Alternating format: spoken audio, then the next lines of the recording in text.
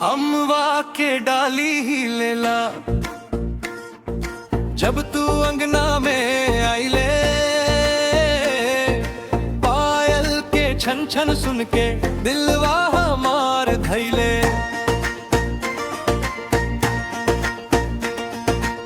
गाल गुलाबी नजरी कारी, जान ले जाला ए सखी। तू हसेला जैसे सावन, भीजे पूरा मन खुशी।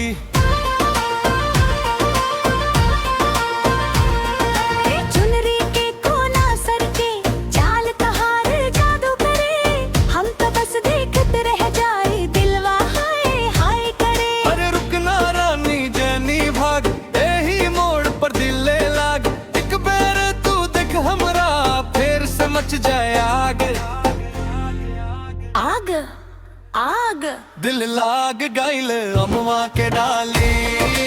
अमवा के डाली, तू जब हंसता मनवा झूले। अमवा के डाली, अमवा के डाली, हमरा दिल में तू ही घुले। अमवा के डाली, तू ही घुले। अमवा के डाली, अमवा के डाली, तोहे बिना ना नींद आवे। अमवा के डाली, अमवा के डाली, सांस सांस में नाम समावे।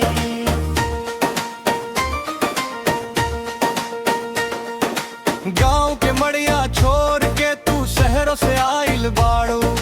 फेरो दे दे के नजरिया हमरा मन ललचाइल बाड़ू। हाथे में मेहंदी महकेला, जब तोर मीठ मुस्कान। जैसे गगर में भरल पानी, टपके तोहरे अरमान।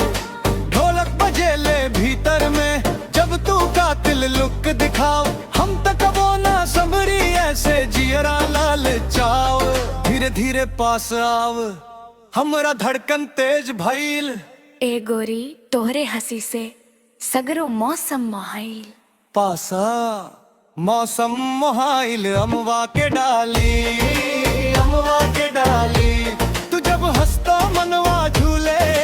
अमवा के डाली, अमवा के डाली, हमरा दिल में तू ही घुले।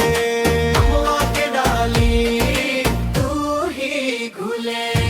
अमवा के डाली, अमवा के डाली, तोरे बिना ना नींद आवे। अमवा के डाली, अमवा के डाली, सांस सांस में नाम समावे।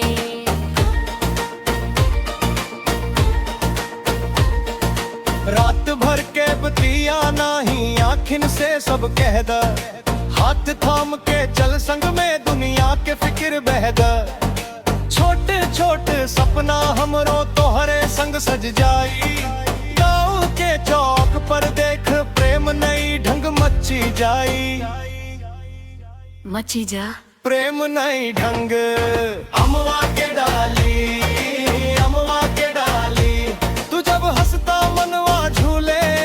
अमवा के डाली, अमवा के डाली, हमरा दिल में तू ही घुले।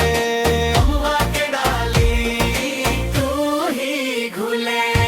अमवा के डाली, अमवा के डाली, तोरे बिना ना नींद आवे। अमवा के डाली, अमवा के डाली, सांस सांस में नाम समावे।